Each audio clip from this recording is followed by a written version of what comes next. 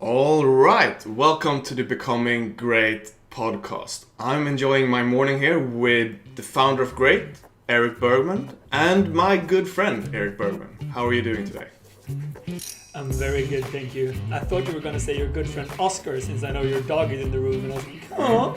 But then you saved it and gave me some love, and I really appreciate that. How are you doing today, my friend? You're welcome. Oscar is at kindergarten today, so you're my number one for now. Aw.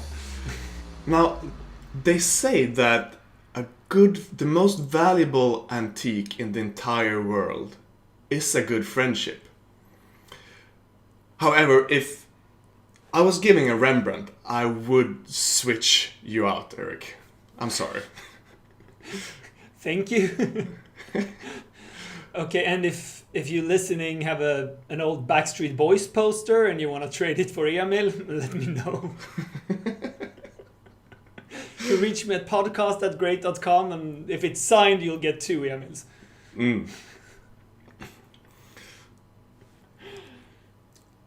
Now, we've been friends for 10 years or so, and still we work together now. Is that something that you generally think is a good idea?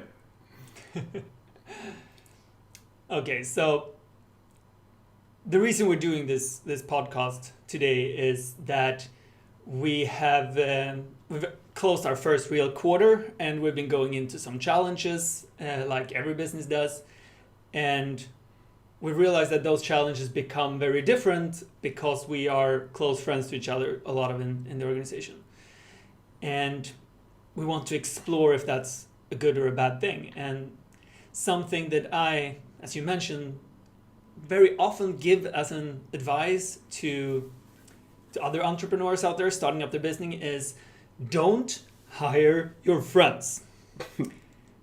And I realized that's pretty much like being a parent, drinking and getting drunk every weekend and telling my kids not to drink. It's not really gonna work. So they're probably gonna drink anyway. So that's what I'm doing. I'm hiring my friends. All of them are my friends. More or less. And yeah, I think it's a really, really bad idea to hire friends, at least historically. And yet I do it. So it's going to be interesting to explore the ups and downs with this. What do you think about this? About working with friends? Yeah. Well, I definitely do enjoy it now since it's working well for us, but I can definitely see why that is being given as an advice. I can see a lot of problems coming up with that. And I think we're gonna explore many of those things in this podcast. Now, someone once told me that a friendship, it's like 2 ropes that you splice together. And together those 2 ropes become very strong, like a strong friendship. And a rope could be used to make a friendship stronger, or it could be used to strangle someone, or maybe hang yourself. Beautiful. Beautiful. And you have been creating a company, Catena Media, that have went from 2 employees to 250 employees in a short time. And you had some friends working with you during that time. Have you experienced some personal stories that I haven't heard about what that is like? Yes, so I have a lot of situations where I've been working with friends, and that sometimes ended very well and sometimes ended very badly. And the first thing that comes to mind is, I don't know, 5 years ago, and I'll tell this as a story. So I'm sitting there with my friend, and I feel that I have this grinding doubt within me. We've been friends for 10 years, and I've always trusted him. Now I don't. And I want to trust him. I want to believe him. Wait, so you're sitting at a meeting or some evaluation? Yeah, or we're in happening? Yeah, we're in the office in a kind of peer evaluation, or just going over what's been happening lately. And the reason why we're in this meeting is that he has been working with us for, I don't know, 6 months or a year now, and he has been sick a lot, or he's been on sick leave a lot. And many times just one day this week, one day another week. And it's happening very regularly, and I feel that I want to believe that he has been sick. I want to believe that he needs my support, but I'm gotten into a situation where I think that he's taking advantage of me. And if we wouldn't have been working together, if he wouldn't get a salary from a company that I had, I would obviously believed him when he said he was sick. I would have been there to support him. I would wanting to help him. I want to figure these things out. And I want to be that person right now as well. But somehow I feel my emotions tell me that he's lying. He is taking advantage of me, taking these kind of things. And to this day, I don't know if he was doing that. But this is what money can do to a relationship, and where it happens. And every time I met him, I felt that I had doubt within me. I didn't really trust him. It affected everything around that friendship. And I'm not sure if this story doesn't end very bad. Nothing happens after this. I've had stories where I really lost friendships, that they went chaos, and I've gotten very close friends from working together. So there are both sides of this coin, but I think that this is the middle ground, and that happens in a lot of the relationships when you work together, that it's because you put money into the thing, it raises doubt and questions that in our relationship there, mine and his, it became like a constant presence of a dark cloud. Like you know, it can start raining at any time, but it can also stay sunny. And I don't know. So I think that it's a good example of what I think have happened in pretty much every situation where I've been working with friends at various degrees. So it's easy to say that it's good or bad to do it, work with people. But this has been a part that bothers me the most, because it's constant presence. And yeah. All right. Yeah, it gotta be very frustrating when you don't know if someone is taking advantage of you, or if there's actually something going on where the correct response would be empathy. But in this situation, how do you think the way you acted towards him were different when you were friends before, or if you weren't? If you weren't friends with him, what would you have done that you didn't do now? It's a good question. I've been in those situations as well, and I don't think that I've acted very differently. I've probably been a bit more harsher in controlling the things, because I want to believe in my friends more than I want to believe in someone I don't know that well. And if someone would have been sick in a pattern like that, and me really questioning if they are sick, I might have asked for more proof of it from a doctor or things like that to erase that trust. So I'm hearing you say then that you have more expectations that a friend would be loyal, and therefore you get more disappointed if you suspect that they're not. Yes, definitely. Definitely. And at the same time, I want to be more loyal as well. So I feel more trust in them, and that means that I get more disappointed if they are not living up to that trust. And at the same time, I want to be more trusting. So I don't want to question their word in the same way as I would otherwise. I don't want to say, okay, Emil, I don't believe you. You need to bring a doctor's notice. Because we have a relationship, we know each other. I want to believe your word. But if you were someone I didn't know, and you came to me and you were sick one day a week for 2 months, not 2 weeks in a row, but actually just sick here, sick there, and just happen to be after the weekend very often, then that would be a completely different thing. I would have challenged you a lot more if we didn't know each other. So I say it works both ways, where these kind of situations of trust gets a lot more challenging. So do you think that could be the other way then? That if you have trust, it could be easier to challenge, like what is actually going on here? That there would be more incentive for you to care about how is this person really feeling? It's a beautiful way of looking at it. Now, when you put it like that, I feel that if it would have happened today, I would probably have been handling it a lot better, and I would have been able to use the trust to the situation's advantage and actually challenge it more and question it more and be more present. When this happened, I did not have enough tools to do that and didn't know how to. So it's actually very interesting to see that I might just be more suitable to work with friends today than I used to be, because I could take that. Yeah, that's an interesting point. I haven't thought about it that way. I've just seen the negatives of this. But I think mixing money and friendships is a challenge. Well, I know it's a challenge. And I think it's a tricky thing that sometimes you want to avoid and sometimes you can't avoid and sometimes you don't.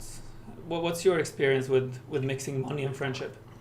I just had a story that came to mind just now that I haven't thought of before. It's actually the opposite story. It's how money can build friendship. I'm a professional poker player. That's my background. And I was playing back in the days. I was playing in Italy. And many years ago, to even get started playing in Italy, you had to know Italian people. You had to set up accounts. You needed tax codes. It was super complex. So instead, you could rent accounts from Italian people. And in Italy, there is mafia, which means that you can get fucked. And indeed, we did get fucked. So, good, Emil. Get involved with the Italian mafia. I think it sounds like a brilliant idea to start a friendship.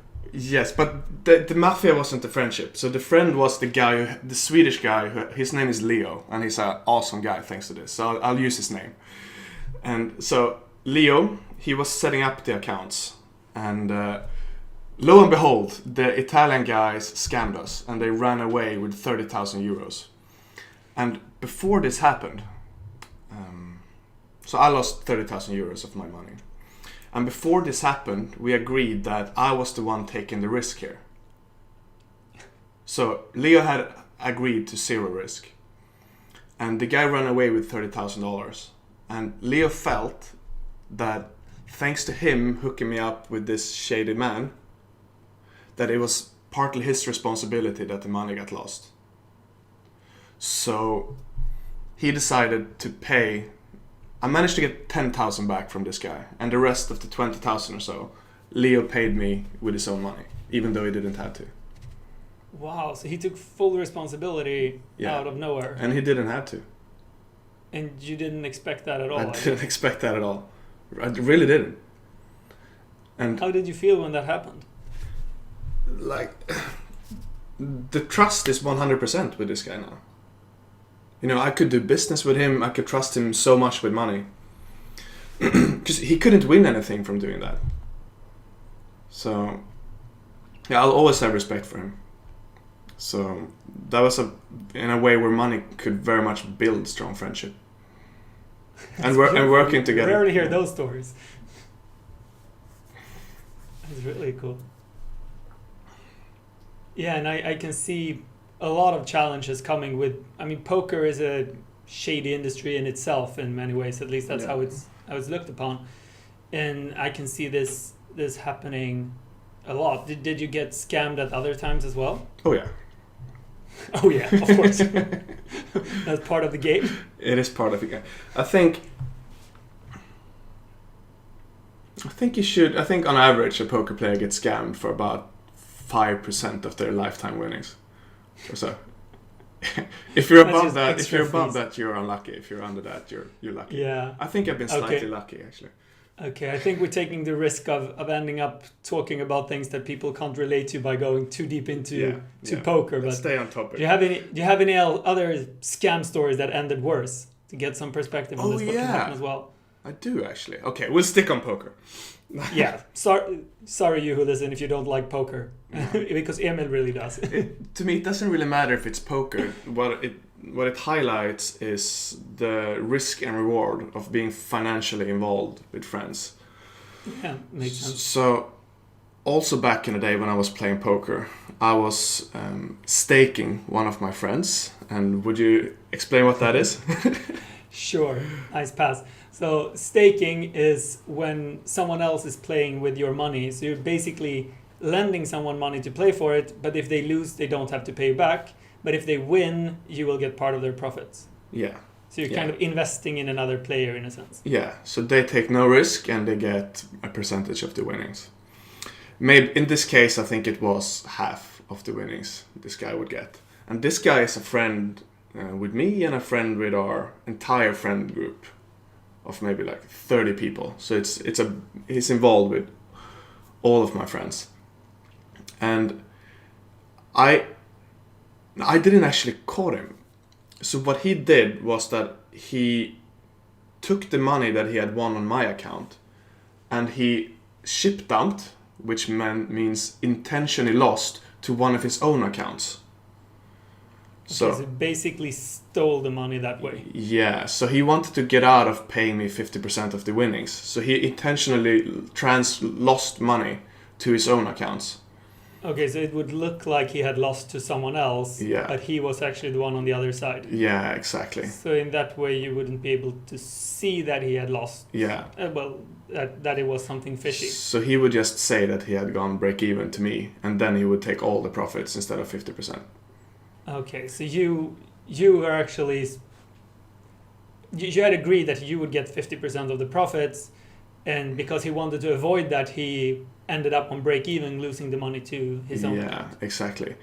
How did you figure that out? Well, he got caught, so the site found it. So they saw that they reviewed the play and saw that it looked like ship dumping. So my account got investigated for cheating, because you're not allowed to ship dump like that. So the site caught him, and then he had to call me and confess. Ooh. Yeah. So you had hard evidence as well. It wasn't just a theory. There was he admitted it. He admitted that he had shipped them. Because he had to. It was obvious. So what happened after this? Well, I didn't know what to do. I understand that. And the fucked up thing, I think, is that there was very few repercussions for him. Well, I have zero trust for him these days, but I haven't told anyone about this. This is the first time I tell this story to anyone. Why didn't you tell anyone about it? Well, I told him what I thought about it, and if this was today, I would have been much, much, much harsher. And I think I would have told more friends. So how did you feel about this? Did you feel guilty or shame yourself for this? Why didn't you talk about it? I felt betrayed, and I felt like I don't want to trust people anymore unless there's proven trustworthiness. So I need, in order to invest money in someone, I have evidence that someone could have scammed me, but they choose not to, over many times, to be able to trust with money like this. So would you say that this story still haunts you in a way then, that you have a lot harder trusting people than you would if this wouldn't have happened? Well, I'm not sure if haunting is the right word, because it actually seems like it seems legit to think this way, because obviously these things happens. So I'm not as, to me it's more like I'm not that gullible, maybe. When you say gullible, what do you mean? just assuming that all people are nice and would take advantage.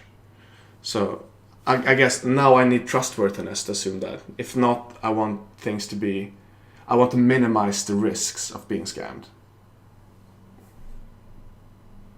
Yeah, I mean, that makes sense. So are you guys friends today, or did this impact the friendship group, or? We're friends. We are less friends because of that, because my trust is gone. And I haven't told anyone else because I didn't want to.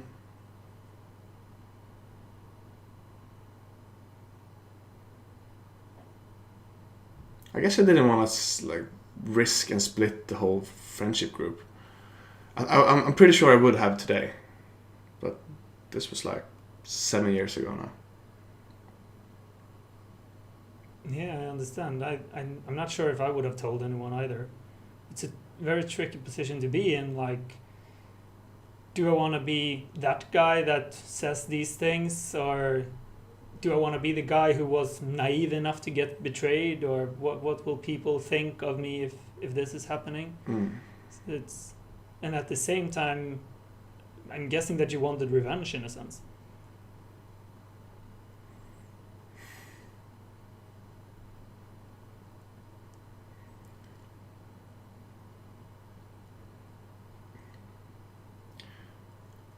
I guess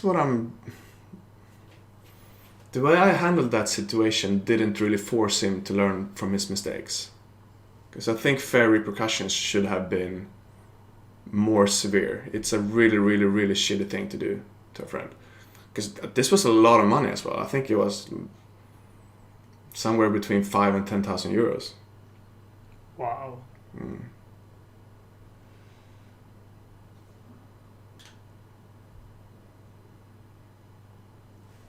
Yeah, it's safe to say then that mixing money and friendships are challenging for sure. Yeah. You think that's the biggest challenge you can put on friendship? Well, maybe you could phrase it like this, that mixing money and friendship shows who the real friends are. I like that. Yeah. Someone told me once, I don't remember who it was, but that when you put money on something, it becomes more of what it already is. Yeah. So if you put money on something good, it becomes better. If you put money on something with bad intention, it becomes a lot worse. Yeah. So it's kind of like gasoline on a good fire or a bad fire. Yeah. And that's probably what happens here as well. So if you have two friends that really, really trust each other and you put money in between them, then they create Google. Yeah. If you have two friends that might believe they trust each other, or one person is not trustworthy, and you put money between them, you create a war. I think it's my mom always says that the opportunity makes the thief, and when running a business, it's important to not even give people opportunities. So, have you been thinking like that when you created Catena, or did you go blindly trust until proven otherwise? That kind of route. I would say that I still go with blind trust in many ways. And I mean, what you said before about people having to prove their trust before you're trusting them, in a sense, it goes against the way I want to look at the world. I want to look at it in a complete different aspect. I want to trust until proven different. So I want to start from a different place, and that has led to me being taken advantage of in a lot of situations with the company. From small things like, so we had a soda fridge in the office where there were free sodas and free Red Bull, and one day someone just took all the Red Bull with them home. Because they were free. So they filled the bag and they went home. And it's like, what? You don't realize that you're stealing from us? And they were like, but they're free. It's like, no, we're paying for them so you can drink them in the office. Not so you can bring them home, mix them with vodka and have a nice weekend. And we had another situation where we still don't know. But can I just pause and ask, when someone is doing something like that, to me that is the same mindset that would ship dump and steal those 5,000 to 10,000 euros. It's just that they have another opportunity. So it's the same. It's the same characteristic. So I would lump those two instances in the same category these days, if I was looking at this. Because I think if that person had the opportunity that my friend was presented to, he would do the same thing. It's likely. Or it's very I think likely. The biggest difference that I would say to see here is that I, as a founder of a company, I am not able to separate myself from the company. So whatever someone does to the company, to me it feels like they're doing it to me. My friends and this guy who took the Red Bull, they separate me from the company. To me, to them, in my experience, they see the company as some separate authority entity, like taking from school, and I see myself as school. And that means that they, in my experience, they have a lot easier time of taking from the company than they would have taken from me. They don't see how these two align, or maybe it's me who don't see how it's separate. But I don't believe that guy would ever go in and take 24 Red Bulls out of my fridge in my apartment. That wouldn't happen. That's far away. But it's tricky. Take whatever you want in the fridge. All right. Yeah, I mean, we've had worse situations where people have stolen money, where they have this claim that this flight ticket for some conference was a lot more expensive than it was. Done all kinds of these things. And I do agree with you that it becomes easier to be dishonest when it's just number on a screen. So, for example, Yes. I don't think that my friend would have gone into my apartment and steal something for 5,000 euros. No. But that doesn't feel like real money in the same way. No, it's weird. It's digital. But yeah, it's tricky once you start combining friendship and companies. But when I look about it, the hardest things, I mean, when people have stolen from the company in one way or another, that's been very small things and rare occasions that happen every now and then. So I'm happy to start with trust still. I haven't had the same sense of betrayal as you described. But I think the most challenging things when working with friends has been when I'm setting their salaries, or when I'm actually responsible for their quality of life, in a sense. And that's something that I think is really challenging between the two of us, that I'm setting your salary ultimately. If I said this or that would happen, or if I say you can't work here, then you can't. And I think having that between people, I think that we deal with it very well, and we share the same values, and we share a lot of things. But I've really seen how painful that is, and how strenuous that is for a relationship with previous employees and previous friends that I've been working with. Especially like if they get a raise or not will determine if they have to take the bus to the job or if they can drive a car. And it determines if you like them and if you're proud of them. Yeah, it determines self-worth in a sense. Yeah. And projected from you. Yeah. Which makes it into a weird power dynamic. Yeah, friendship should be equal. That's a great friendship is an equal friendship. Yeah. And by definition, this isn't equal. And just as it's hard to separate myself from the company in any other way, it's the same thing here. It's very hard for me to separate myself as a friend from myself as an employer when working with a friend. It makes it very challenging, and I would say that those has been the most challenging times. And yeah, one of the situations where where I actually lost a friend from this, and we barely spoken since, was that we had so different approach to what we had agreed upon. So what happened was that he started working for us at a fairly low salary. I don't remember, like say 2,000 euros a month. And we agreed that he could start on that salary because he should learn and moving forward. And then we would renegotiate the salary 6 months later. And he moved from Sweden to Malta for this. So he was living in Sweden. And we hadn't defined what reviewing the salary meant. So then when 6 months had passed and was time to review his salary, my intention was, okay, let's raise it from 2,000 to 2,500, which was a good increase in my head. And his impression was, we raise it from 2,000 to 4,000 because that's what he considered that he was worth. And to me, that was crazy. And to him, it was crazy that I didn't think that way. So we were so far away from each other, and we hadn't clearly defined this at the beginning. So he felt betrayed by me, which I understand because I hadn't at all clarified what renegotiating meant.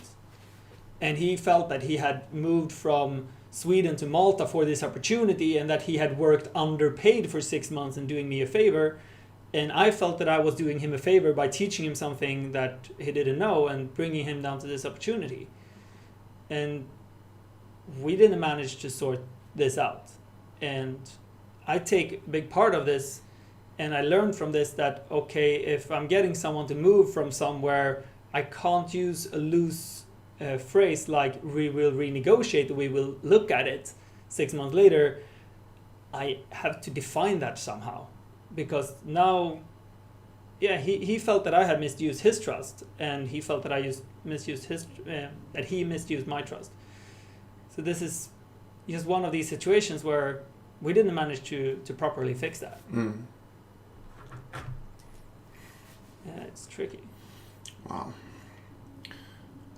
You know, you and I have had conversations lately in private about the importance of, I think maybe we even talked about this in the last episode. We talked about the importance of, for you as a leader and for anyone that wants to be a leader, that the words you use are easy to understand and most importantly worth their weight in gold. So if you as a leader say something's going to happen, it needs to happen. And if you can't be sure that it needs to happen, there needs to be some kind of frame, some kind of, okay, exactly this will happen unless something else happens. So, do you think, I feel like these ideas are connected. Would you like to re-say what I just said? Yeah, so basically what you're saying that as a leader, trust becomes super important. Yeah. And that means that my word becomes very important, that's trustworthy. Yeah. And if I say something and it doesn't happen, that will damage my trust in all other areas as well. Yeah. It will not just impact that specific situation, but it will impact my word in every other situation as well. Yeah, and if you two guys are friends outside of work, that means that your trust in everything goes down. So that can really ruin friendships, I think. I have an example of something similar. So right now I'm helping your brother because he's doing a project, and I think the project that Eric's Brothers is doing is a great project, and I want to help him make this real, and I want to help your brother develop as a person too. And I have some free space in my life, so I have offered him to help him with the project. Now, can you hear how the sentence "I help you with the project," how vague that is, and how loosely that can be interpreted? Yes, that's like we will renegotiate. Yes, and how much opportunity there is for disappointment. And if there's disappointment, there will be less trust. Yeah. So instead now, I had this recommendation from a friend, and he said, don't tell him that you'll help him with a project. Say that for 2 hours per week, for 2 months, I will help you with this project, and then I'll see if I still want to help. But you can't have any expectations. So you set a start and a finish. I think that's a great way of doing it. Yeah, because I think that's one huge pitfalls when working together, that there is a mismatch in expectations. Yeah. So Yeah, that would have been the equal of saying we will renegotiate this in 6 months, and if you've done a really good job, this is the maximum it can reach. yeah, That would have been similar. yeah, for sure. And for you and me, for example, because a lot of my OKRs, meaning my goals for this quarter, is stuff where I learn things that will be useful for Great in the future. So you are investing money in me as a person. Now,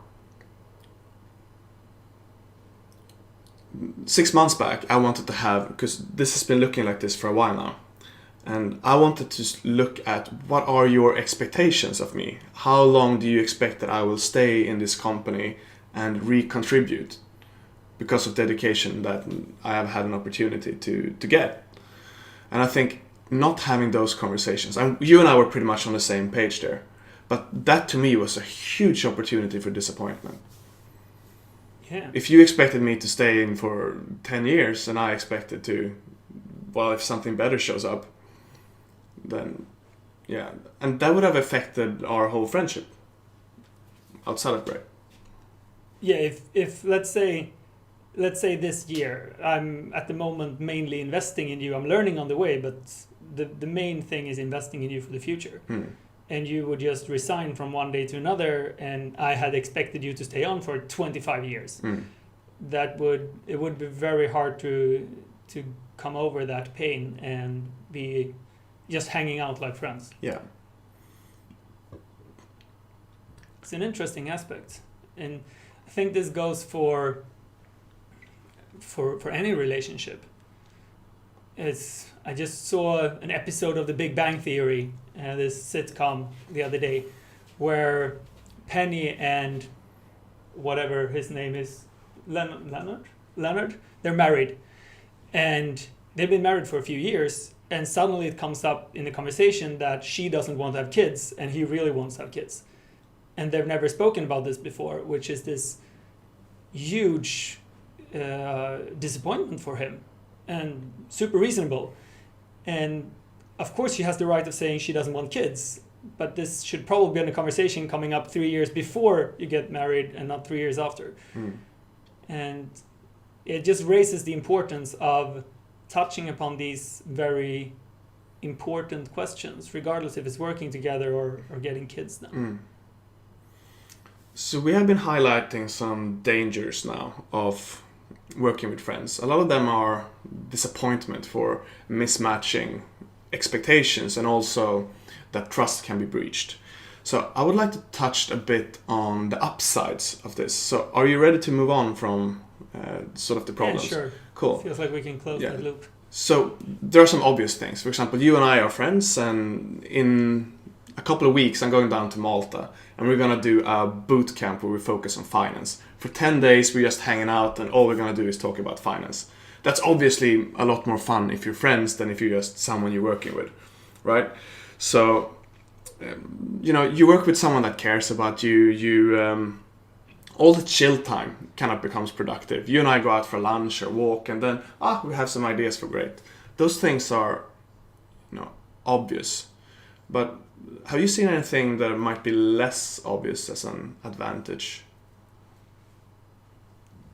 Yes. The first thing that comes to mind is what you touched upon earlier, how much you can do if there is trust.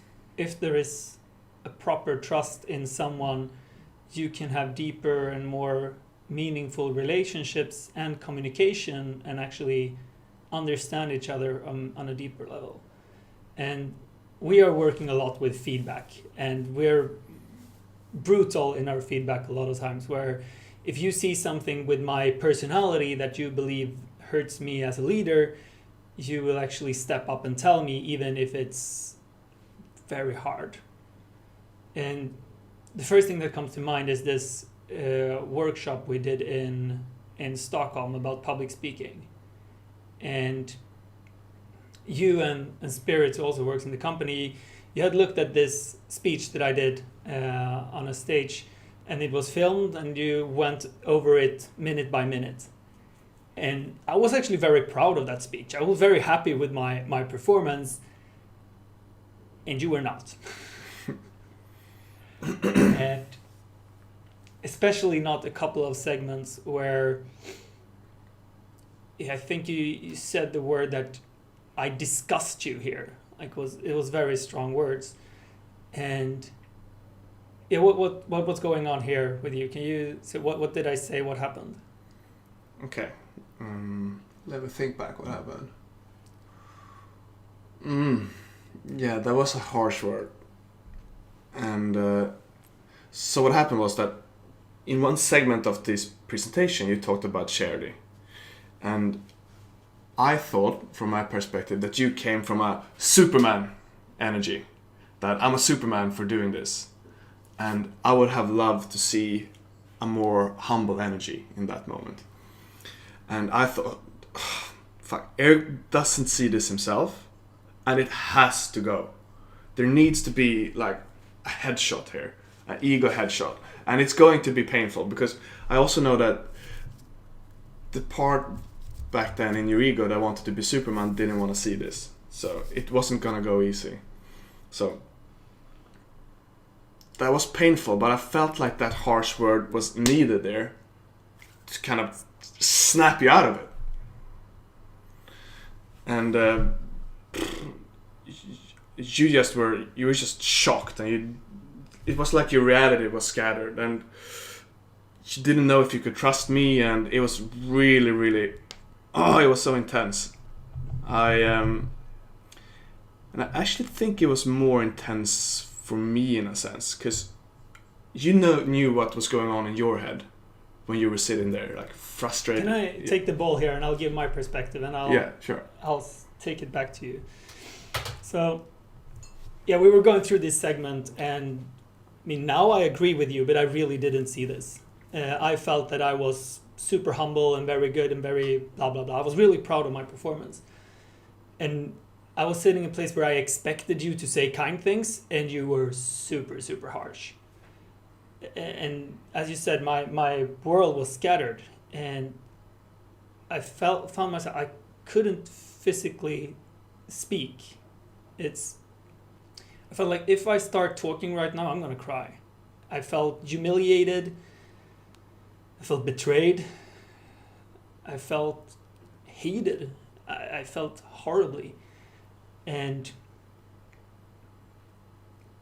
I remember I said, I just gonna need a minute here. And I started crying. And I lied down on this couch, and I saw you looking at me, and you looked pale. It's like, well, it felt like you didn't know what was going on right now. And if you want to continue from there. I love how you described that. I couldn't have described what was going on inside of you, but this is what I suspected. And like the intensity in me was, it was one of the more intense moments I've had. And to me, it felt like I had to risk the entire friendship to say this. And I was risking the entire friendship. And that is where the tension come from. And everything in me just wanted to say, take it back. You know, make this smooth again. Say something nice, like give him a compliment. And just sitting in that silence was one of my more painful moments in a friendship ever, I would say. Not taking it back.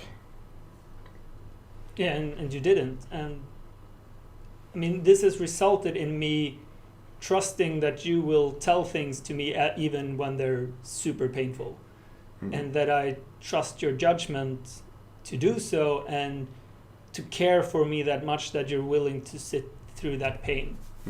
Because looking back, I agree. I think that you were spot on, and I would not have seen it. And since we were friends, I and very close friends, that is, I listened to you and I took this in, and I felt like I do trust your judgment enough to evaluate this.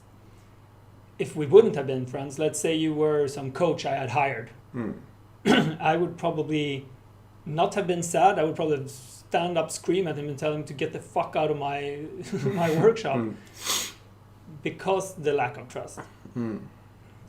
And yeah, it boosted my learning in a harsh but then loving way.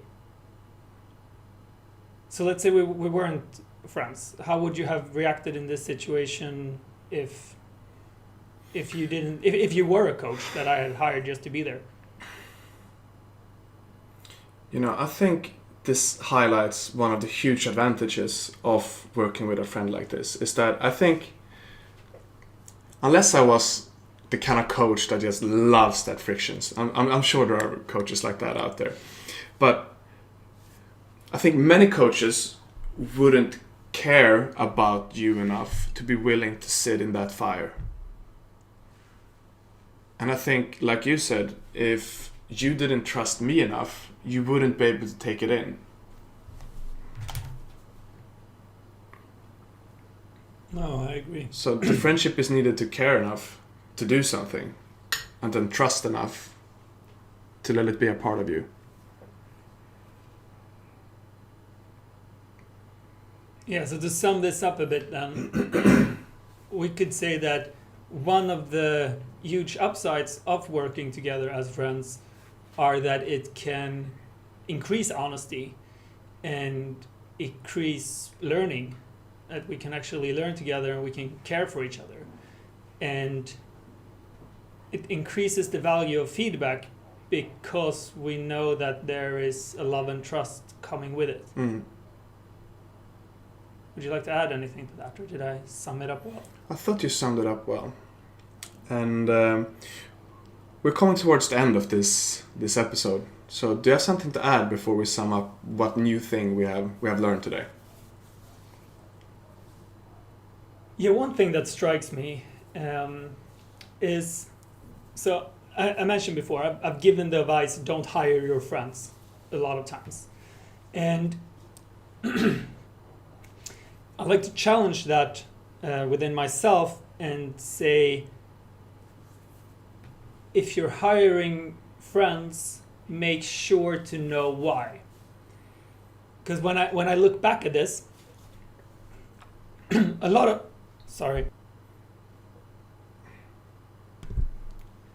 the friends that I've hired have been because it's easy and it's fun. So I've hired someone because I don't need to go find someone else and recruit them. I know that I enjoy being around them, but I also know that if I were looking for someone, I could probably find someone who were more suitable for the job. This thing needs to get done. This person is right next to me. They're okay. Let's go.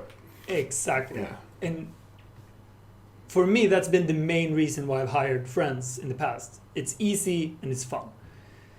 And it's a really shitty reason to hire anyone, if it's a friend or not. If you're if the reason you're doing it's easy and fun, not that it's the best person for the job, then it's a bad reason.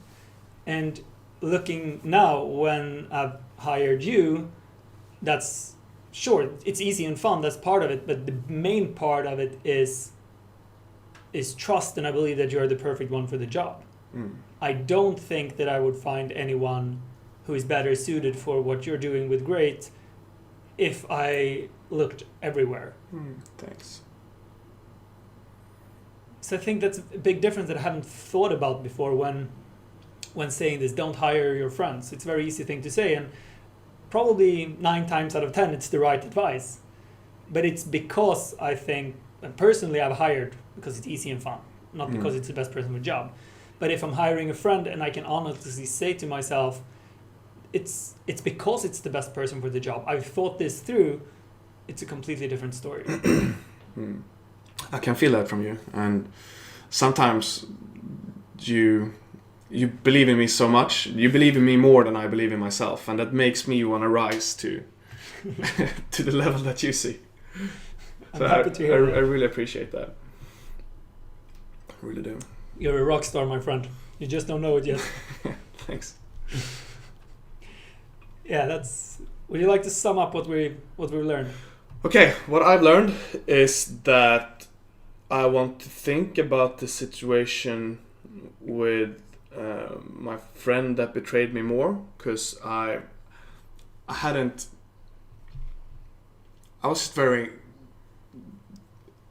ill-equipped to handle something like that back then, but I would like to make that into principles and know what I will do if something similar shows up again. And I will really think about what I could have done. So I realized I want to think more about how to handle betrayal with friends in the future.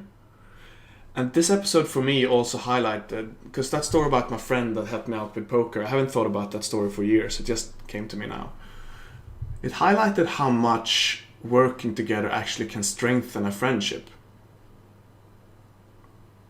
Because I think yours and mine friendship are way stronger because we have been working together for 2 years now than it would have been otherwise. So, yeah, work is a great opportunity for friendship, too. To me, when you bring up the thinking about what happened with this guy who betrayed you, it sounds like there is a conversation there that would be beneficial for you to have with him today when you are better equipped.